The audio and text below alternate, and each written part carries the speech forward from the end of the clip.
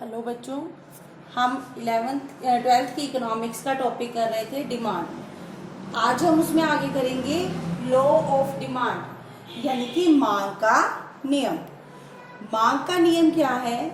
ये कीमत और मांगी गई मात्रा में संबंध को बताता है, यानी कि relation between price and quantity demanded. तो मांग का नियम क्या कहता है, लॉ ऑफ डिमांड क्या कहता है? जैसे जैसे किसी वस्तु की कीमतें यानी कि प्राइसेस इंक्रीज होते हैं, वैसे वैसे वस्तु की जो मांगी गई मात्रा है वो कम होती है। यानी कि कीमतों और मांगी गई मात्रा में विपरीत संबंध होता है, इनवर्स रिलेशनशिप होता है, उल्टा रिलेशन होता है।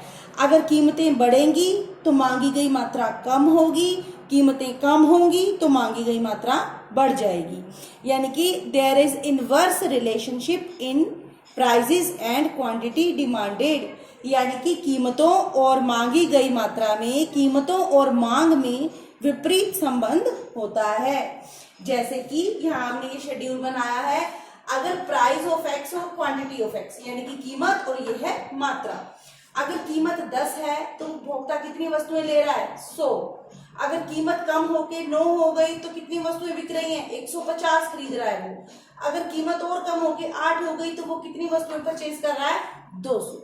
तो जैसे जैसे कीमतें कम होती है और मांग बढ़ती है, और कीमत अगर बढ़ रही है तो मांग क्या हो रही है? कम हो रही है। तो मांग और कीमतों में, यानी कि क्वांटिटी में और प्राइसेस में उल्टा रिलेशन, इनवर्स रिलेशन होता है। अब इसको हम डायग्राम के द्वारा शो करते हैं। यहाँ पे है वाई एक्स अक्ष, नीचे एक्स है और ऊपर वाई। एक्स अक्ष पे है वस्तुएं और वाई अक्ष पे है कीमत। तो अगर वस्तुओं की कीमत P है तो उपभोक्ता OL वस्तुओं की मांग कर रहा है। लेकिन अगर कीमतें कम होकर P1 हो गई तो उपभोक्ता कितनी वस्तुओं की मांग कर रहा है? OL1, यानी कि उसकी मांग में वृद्धि हो रही है। इन दोनों बिंदुओं को मिलाने से जो रेखा बनी है वो क्या है? हमारा डिमांड वक्र, यानी कि डिमांड कर्व। अब जो ये मांग का नियम है वो क्या बताता है कि कीमतों और मांग में विपरीत संबंध होता है। कीमतें बढ़ेंगी तो मांग कम होगी, कीमतें कम होंगी तो मांग बढ़ेगी। ये कुछ मान्यताओं पर आधारित है। इसकी कुछ अजम्पशंस हैं। अजम्पशंस यानी कि मान्यताएं क्या हैं इसकी? कि अजम्पशंस, स्थिर आय। ये जो मांग का नियम है, आपको याद होगा कि हमने लास्ट वीडियो में मांग के निर्धारक तत्व किए थे, यानी कि फैक्टर्स अफेक्टिंग डिमांड।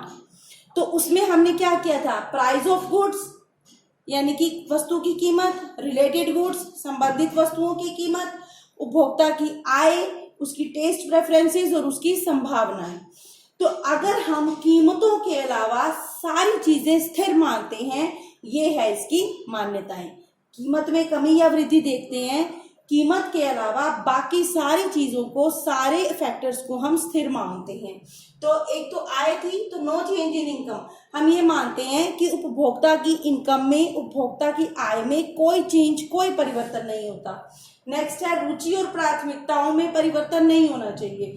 उपभोक्ता की जो टेस्ट और प्रेफरेंसेस हैं, उसकी जो पसंद नापसंद है, उसको जिस चीज में इंटरेस्ट है, जो उसकी रुचि है, उसमें कोई भी परिवर्तन नहीं होना चाहिए।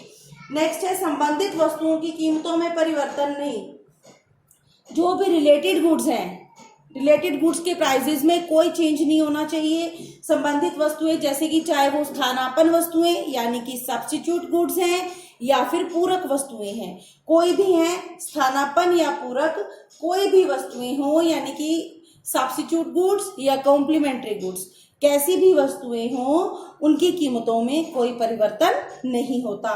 नेक्स्ट है संभावनाओं में कोई परिवर्तन नहीं।